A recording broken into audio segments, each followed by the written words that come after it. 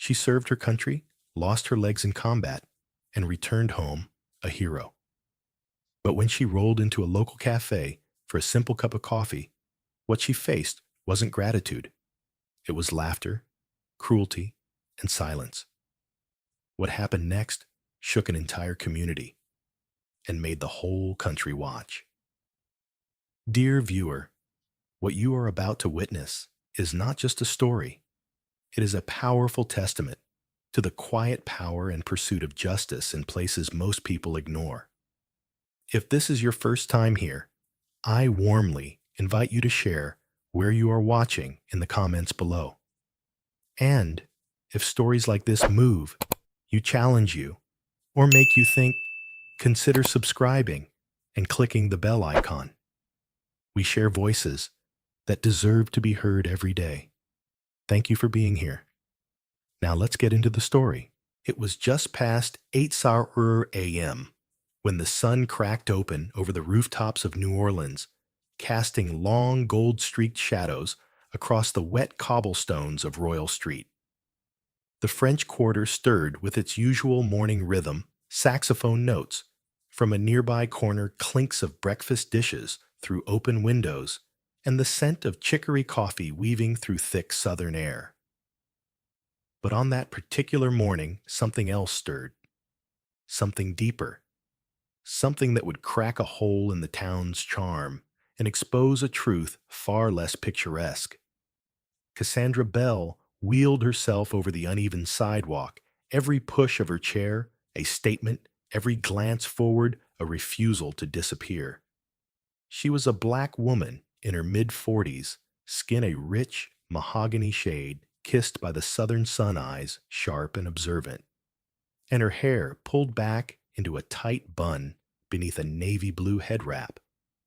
Her posture was regal, her silence powerful. She came every morning to Maison de Café, a vintage-style breakfast spot tucked between an old bookstore and a tourist-trapped jazz shop. It had become her small act of defiance, claiming space in a town that tried its best not to see her.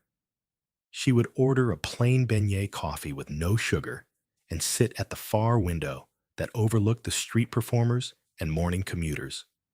Routine was her armor. And that morning, like every other, she rolled in with precision and purpose. Inside, the atmosphere crackled with the buzz of conversation and espresso steam. But as Cassandra passed table 9, the table always occupied by a trio of white Tulane University frat boys, an invisible wall went up. One of them, Kyle Blond, smug loud, nudged his friend and said just loud enough, "Look, here comes the Freedom Parade. God bless America." And discounted ramps. The group chuckled. Another muttered, "Shouldn't she be somewhere more inspirational?" Like a motivational poster, the waitress heard. So did the barista. So did the manager at the register. No one said a word. Cassandra didn't flinch. Her hands firm on the wheels kept moving. But inside a quiet storm began to swirl. She had grown used to the way people stared at the chair before they saw her. Used to the way they smiled too wide or didn't smile at all. But what burned wasn't their silence. It was the memory of the things she had done before this chair became her shadow. Years ago, she had served in the U.S. Army, not as a secretary, not in admin, but on the field as a combat medic in Iraq. She had dragged soldiers out of burning vehicles, performed field surgery with shaking hands, and held the hands of the dying with prayers on her lips. Then, a roadside bomb ended it all. Her legs gone. Her sense of identity shattered. But she had clawed her way back to strength, to clarity, to life. And now she rolled through the world that owed her everything like a ghost it didn't want to acknowledge. At table 9, Kyle leaned in and whispered something that made his friend spit out his coffee laughing. Cassandra parked at her usual table. Her jaw clenched, but her gaze didn't move. She watched the reflection of the group in the glass before her. They were too young to understand sacrifice, too privileged to see their cruelty, too protected to recognize the weight of her silence. But what they didn't know was that she was not alone. Outside, in an unmarked van across the street, a small team of people was setting up something unexpected. A film crew from a local veterans foundation had arranged a surprise tribute that morning, one coordinated by someone very close to Cassandra. They had waited months for her to accept the nomination, and when she finally did, her son had planned everything. Her son, Lieutenant Jordan Bell. What the frat boys didn't know was that the woman they mocked had raised a man who now led one of the most elite logistics units in the U.S. Army. What they didn't know was that this day, this ordinary Thursday, was about to become something immortal. Cassandra sat still. She could feel the tension in the air, like the pressure before a thunderstorm. She saw the waitress glance toward her, hesitate, then walk away. She heard one of the students say, "She should be grateful we let her in here." That's when the front door opened again. A man in uniform stepped inside, tall, composed, decorated. Then another. Then another. In under 30 seconds, the diner filled with service members in full dress, their boots clapping against the tiled floor. Conversation stopped. Forks paused midair. One by one, heads turned. Kyle's smirk froze. The leader of the soldiers approached Cassandra's table, saluted, and spoke loud enough for the entire room to hear Ms. Cassandra Bell. "We've been sent by your son to honor you, for your service, for your sacrifice, for the hero you are." A gasp swept the room, then silence. Cassandra blinked, slowly. Her hand trembled slightly as she lowered her coffee cup. The frat boys stared no longer, amused, no longer powerful, just quiet, just watching, and then just shrinking. And in that moment, for the first time in a long time, Cassandra was truly seen. Cassandra Bell had long known that racism wasn't always shouted. It was often whispered behind menus, embedded in glances baked into systems, as invisible as the wind, yet heavy enough to suffocate. That morning in Maison de Café, the cruelty wasn't a surprise, but the clarity of it that hit like a cold slap. After the soldier's unexpected tribute and the stunned silence that followed, she expected a shift, perhaps a moment of grace, maybe even remorse. But racism, like any form of cruelty normalized in daily routine, doesn't vanish in one moment of revelation. It clings. It deflects. It doubles down. When the soldiers respectfully exited, leaving Cassandra in a reverent silence surrounded by their echo, the cafe exhaled a collective breath it didn't know it had been holding. And then, like clockwork, things tried to return to normal. But normal had never served Cassandra. Not before, not now. Kyle and his friends sat in stunned quiet for a few minutes before one of them, emboldened by toxic bravado, whispered, "They made such a fuss for her, just 'cause she got blown up. I mean, still rolling in like she owns the place." Cassandra heard it. So did the waitress. So did Benny the manager, who prided himself on running a friendly establishment for everyone. And yet, once again, silence. This silence, however, was different now. It was thick with discomfort, not just for Cassandra, but for the bystanders now forced to confront what they had been willing to overlook for so long. What made it worse was that Cassandra didn't need their pity. She didn't crave applause or ceremony. What she wanted, what she deserved, was basic respect. A meal uninterrupted, a moment of peace, a humanity recognized. Instead, What she got was the half-hearted apology of Benny later that afternoon. "You know, Cassandra, I didn't mean for any of this to happen. Kids these days, they don't think before they speak. They're just ignorant, not evil. It was meant as comfort." But Cassandra, with decades of injustice etched into her body and soul, heard it for what it was, a deflection. She didn't need explanations. She needed accountability. And what she got over and over again was society asking her to be the bigger person, to bear the burden of educating the very people who bruised her. Later that week, she sat alone at the Riverside Park, watching the Mississippi drift past in slow procession. It reminded her of her deployments, how the Tigris moved in silence through Baghdad. War zones were always quieter than people imagined, just like this one.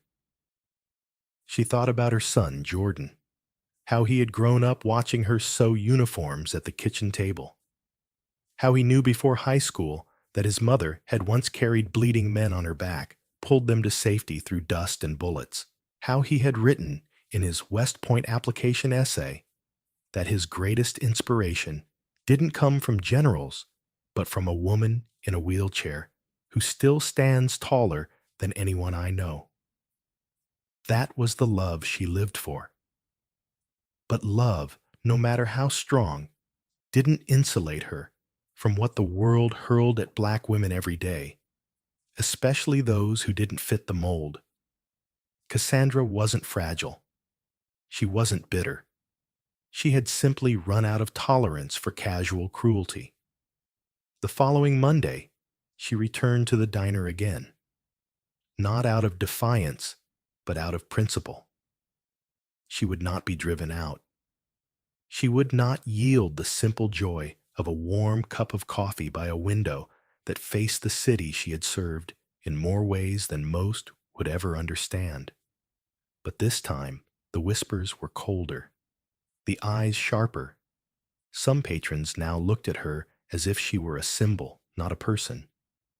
Some admired her, yes, but others were visibly annoyed by her presence, as if her story had disrupted their comfort too much, as if her dignity demanded too high a price of their indifference. And that's the cruel paradox of racism in America. It demands the oppressed remain silent so the comfortable can stay asleep. It tells a woman like Cassandra that her presence is welcome, so long as it doesn't challenge, doesn't disturb, doesn't remind people of what they'd rather forget. The irony was that Cassandra had bled for this flag, had sacrificed for this freedom. But in that booth, in that diner, she was still just a black woman in a chair, someone to be patronized, or pitied, not respected. Her medals didn't protect her from being viewed as less than. Her silence was mistaken for weakness, her restraint for permission. But Cassandra had something they could never measure: memory. Memory of the battles fought. Memory of the women before her. The ones who walked through fire with heads high. The ones who never made the headlines but built the path she rolled on. She wasn't going to ask to be seen anymore. And she wasn't going to stay quiet. Because now, cruelty was no longer lurking behind polite smiles. It was right there in plain sight. And Cassandra Bell had just begun to face it down. The next Thursday morning, the air felt heavier than usual as Cassandra wheeled herself toward Maison de Café. It wasn't just another visit, it was a statement. Her silence the week before had not been an act of surrender, but a gathering of strength. And today, she carried with her something more potent than anger resolve. She passed through the glass doors, the little bell above her ringing with innocent cheer that belied the tension lingering within the cafe. Conversations dipped when she entered. Some glanced up, some looked away. Kyle's group, parked at their usual corner booth, noticed her instantly. Their expressions weren't as bold, as before mockery had been replaced with something murkier, guilt clashing with entitlement. Cassandra rolled to her usual table near the window.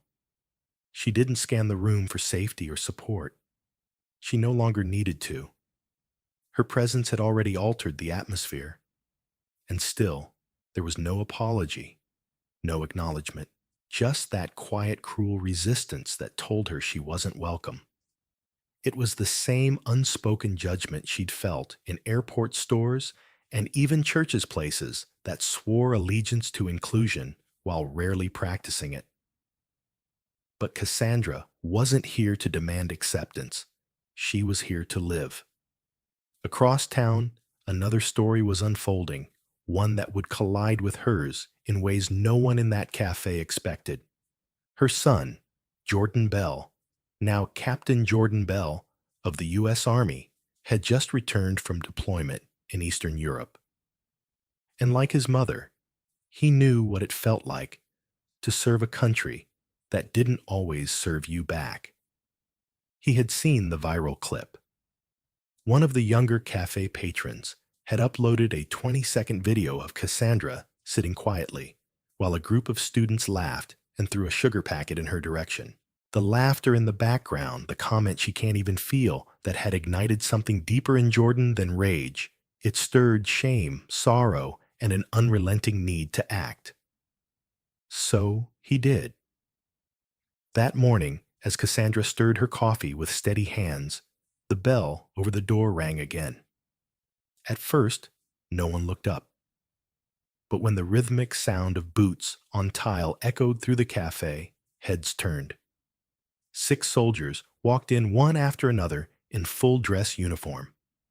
Their presence silenced the diner like a sudden snowfall. It wasn't loud, but it changed everything. Jordan led the group. His bronze skin and commanding posture bore the proud legacy of his mother's resilience. He didn't speak at first. He just approached her, knelt beside her wheelchair, and took her hand. "Hi, Mom," he said, voice low and sure. "You didn't think I'd come home and not see you first, did you?" Cassandra's throat tightened. She had prepared herself for another morning of silent resistance. Not this. She gripped his hand with disbelief as the other soldiers gathered around the table, forming a circle of respect. Jordan stood and turned toward the stunned cafe patrons. "My name is Captain Jordan Bell," he said clearly. "And this is my mother, Cassandra Bell, veteran medic, and the reason I became a soldier." The room held its breath. She's the reason I know how to serve with dignity, how to lead with compassion. And she's the reason that every soldier standing here today understands that strength doesn't always come with a weapon. Sometimes it comes in wheels. A few cell phones were already recording, but most eyes were locked on Jordan, caught between awe and reckoning. "Many of you saw her last week," he continued. "Some of you heard the name she was called. Some of you laughed. Some of you said nothing. But let me tell you something. Silence doesn't make you neutral. It makes you complicit." Kyle's group sat stiffly, their smirks erased by the weight of uniformed truth. Brad, the one who'd thrown the sugar packet, stared at his lap. His swagger had melted into something closer to shame. Jordan turned back to his mother, his voice gentling. "Mom, I brought these soldiers with me because I wanted you to see what respect looks like. Because you deserve more than quiet indignation. You deserve honor." One by one, the soldiers stepped forward. Each saluted her. Each spoke her name. They didn't recite ranks or accolades. They spoke of values, courage, integrity, compassion. A woman named Sergeant Marie Daniels knelt beside Cassandra, her voice breaking. "You don't know me, ma'am. But when I lost my leg in Syria, it was a story like yours that kept me from giving up. You showed me that survival wasn't weakness. It was proof of strength." Cassandra could no longer hold back tears, not out of sadness, but release. A lifetime of being overlooked, disrespected, minimized, it was being rewritten in this room, in real time. When Jordan addressed the room again, his voice had grown stronger. "This isn't just about my mother," he said. "This is about every black veteran who came home to a country that forgets their names. Every disabled woman who's treated as an inconvenience instead of a human being. Every person of color who's told their sacrifice is second tier." He let the words land. No shouting, no spectacle, just raw, righteous truth.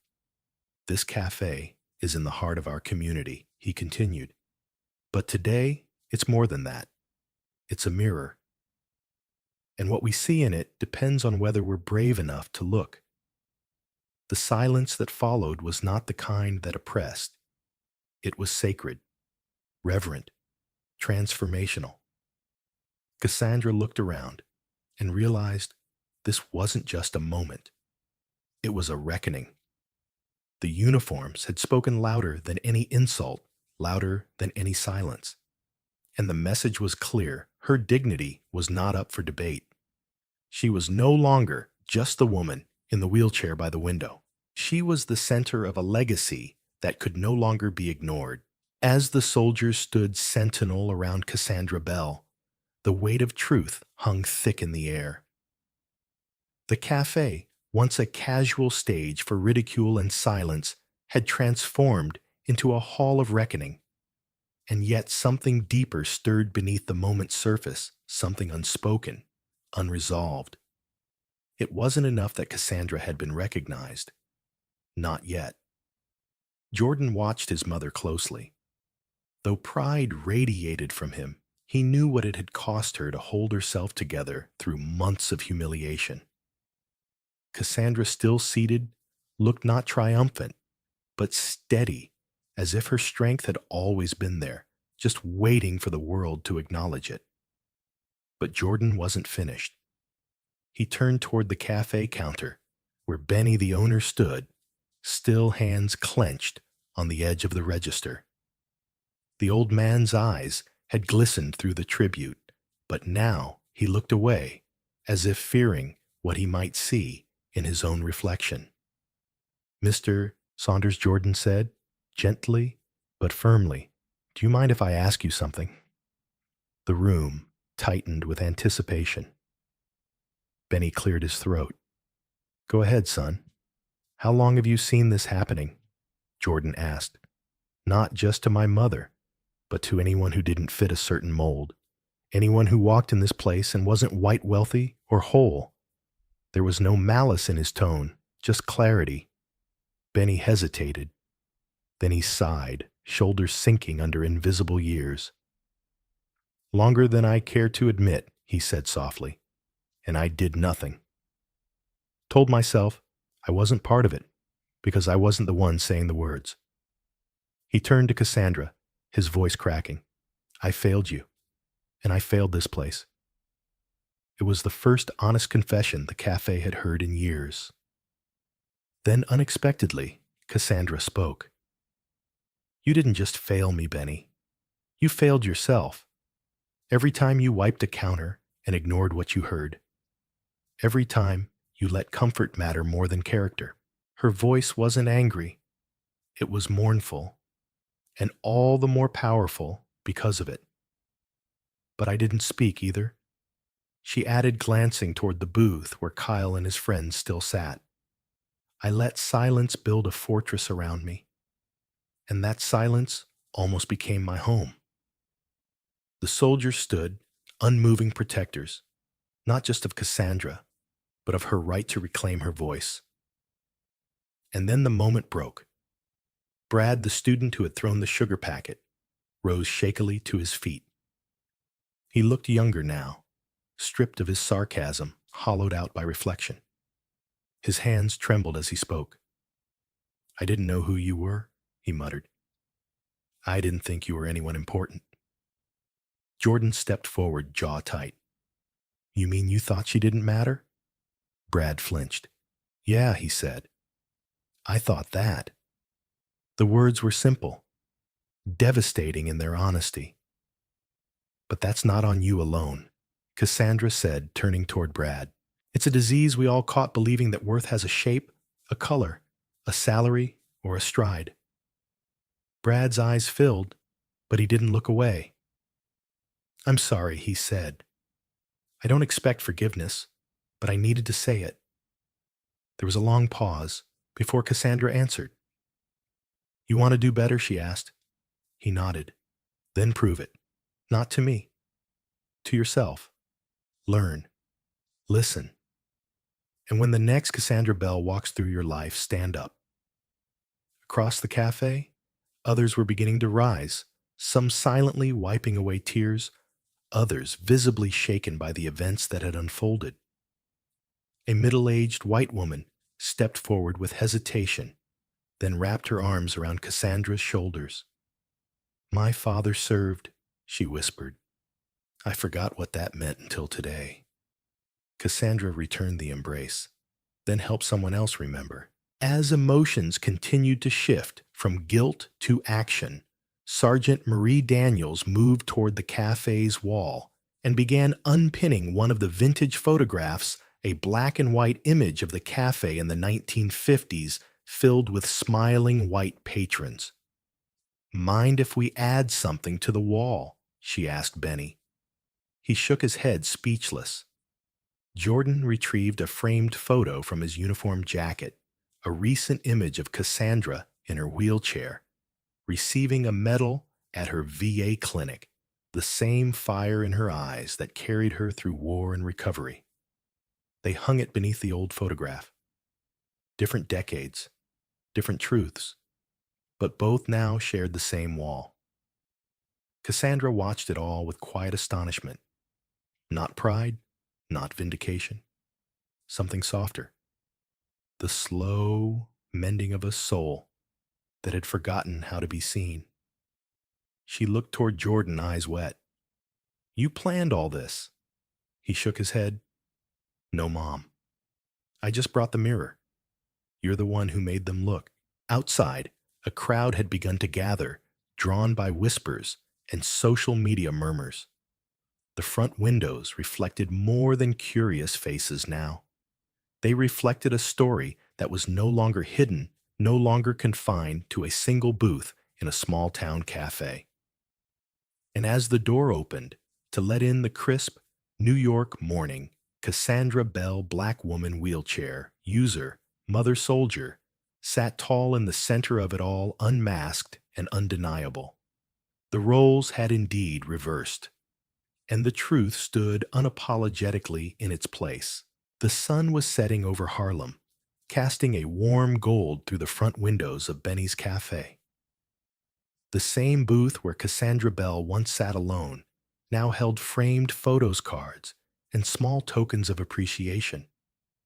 It had quietly become a memorial, not to a fallen soldier, but to a living one who refused to let silence define her. The cafe had changed. Not in decor, not in menu, but in spirit. The week following the confrontation had brought more than media attention. It brought accountability. City officials reached out. The local paper ran a feature titled The Day Harlem Found Its Conscience. Veterans from across the country shared Cassandra's story online. Her name trended not because she was famous, but because her pain echoed so many others who had suffered in silence. And yet, Cassandra didn't feel like a hero. She felt tired. Tired from years of pushing against invisible walls. Tired from smiling through condescension. Tired from needing a platoon to earn the respect she should have always had. But in that fatigue, something else had awakened. Resolve. Cassandra hadn't asked for the spotlight, but now that it was shining, she would use it. And not just to retell what happened in the cafe, but to make sure it stopped happening elsewhere. The first call she made was to her therapist at the VA, Dr. Harper, suggesting they expand a support circle for Black female veterans, specifically those with disabilities. Within days, 20 women had joined. Within weeks, over 100 had written in from around the country. Stories poured in. Some carried the same sting of public humiliation. Others spoke of quiet neglect, being overlooked in promotions dismissed by doctors or passed over in conversations that centered whiteness and erased the rest. One woman in Georgia wrote, "I saw myself in you, Ms. Bell. Until your story, I thought maybe I was just imagining it, that maybe I didn't matter enough to fight back." Cassandra wept when she read that. Then she got to work. She reached out to Jordan's commanding officer, Colonel Rivera, and together they launched an initiative called Echo Forward. It paired young service members with retired veterans from underrepresented communities, especially women of color. Its mission wasn't charity, it was reciprocity, listening, mentorship, legacy building. Jordan, now home for a short leave, took his mother to speak at Columbia University. The same age group that once mocked her now leaned forward in rapt silence. She spoke without bitterness, without rage, just truth. Some people see a wheelchair and think, less than. But I've climbed more mountains in this chair than many do on 2 feet, and I didn't do it to prove something. I did it because I had no choice. Because Black women don't get to fall apart in public and expect to be picked back up. We survive or we disappear. After her speech, a young Black cadet came up to her and said, "Ma'am, when I become an officer, I want to do it in your name." The legacy was already blooming. In her own neighborhood, Cassandra became a quiet force for change. She partnered with Benny, who donated part of the cafe's monthly earnings to fund mobility aids for disabled veterans. A mural was commissioned on the side of the building, painted by local artists. It showed Cassandra not in her uniform or wheelchair, but seated at her favorite table, head lifted, light rising behind her. The words above read, "She sat in silence until the silence broke." But legacy isn't only what you do for others, it's what others carry from you. Brad, the college student who once ridiculed her, now volunteered at the Veteran Center every Saturday. He never asked for attention. He simply showed up. One morning, Cassandra caught him scrubbing graffiti off the wall near the center. "I don't deserve forgiveness," he said when she rolled up. "I'm not here to offer," that she replied. "But I see you trying. That's enough for now." Even Benny's Cafe adopted a new motto. Printed on every menu was a line that read, "Respect is served here first." As weeks turned into months, Cassandra found herself rediscovering joy. Not the performative joy of pretending she wasn't angry, but the earned joy of healing, of reclaiming space, of hearing her name spoken not as an obligation, but with pride. She began writing again, something she hadn't done since before her deployment. Her first essay, Wheels, Wounds, and What We Carry, was published in a national magazine. It ended with a line that became the unofficial creed of the New Veterans Initiative. Dignity isn't something granted. It's something we protect together. Cassandra Bell didn't seek revenge. She didn't call for a takedown. She built something instead. The cafe, the program, the young voices rising behind hers. They were her answer to every act of erasure. And as she sat beneath the mural one spring afternoon, watching Jordan toss a football with local kids, she smiled, not because justice had been served in some dramatic flourish, but because seeds had taken root in ground that once seemed barren. From silence to legacy, she had traveled not with vengeance, but with vision. And in doing so, she had turned her pain into a path. a path for others to follow. Cassandra Bell's story is more than a tale of cruelty overcome. It is a testament to the quiet, unshakable power of dignity. A decorated veteran, a mother, a woman in a wheelchair, and most powerfully, a black woman navigating a world that too often refuses to see her worth. Cassandra endured daily humiliation, not because she was weak, but because society had failed to grow strong enough to recognize her. What began as an ordinary morning at Benny's Cafe became a national reckoning. The cruel jokes of a few college students magnified by a culture of passive silence collided with the strength of a woman who had already sacrificed more than most could imagine. But it wasn't her tears or even her uniform that changed everything. It was the arrival of her son's unit, the echo of respect from those who understood the true meaning of honor. From there, Cassandra's journey became one of transformation, not just for herself, but for her community. She refused to let her pain end in bitterness. Instead, she turned it into purpose. She created safe spaces for other marginalized veterans, empowered her neighborhood to reckon with its silence, and taught those around her the importance of truly seeing people not just for what they represent, but for who they are. Her story reminds us that racism, ableism, and ignorance are not always loud. They often hide in smirks, in avoidance, in polite indifference. And sometimes it takes one woman refusing to back down to pierce that silence. Cassandra did not need pity. She demanded humanity. And when the truth of her journey was finally heard, it changed lives. The lesson we take from her story is clear. Courage is not always a battle cry. It is often quiet resistance. The most powerful change doesn't come from outrage alone, but from persistence, empathy, and the strength to rise every morning, even when the world tells you to sit down and disappear. So what can you do? Start by listening.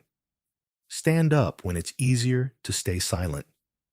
Recognize the weight others carry, not when it becomes viral, but when it's quietly endured. Advocate for those who've been pushed to the margins. Speak the names of those who've been silenced. And when you're faced with a choice between comfort and conscience, choose courage. Cassandra Bell's legacy is not just a mural, a medal, or a memory. It's a mirror, a challenge, a call. If her story moved you, if it sparked something inside, you don't let it end here. Subscribe to this channel, share this video, and help us tell the next story that needs to be heard. Your support gives us the strength to keep unearthing the truths that matter.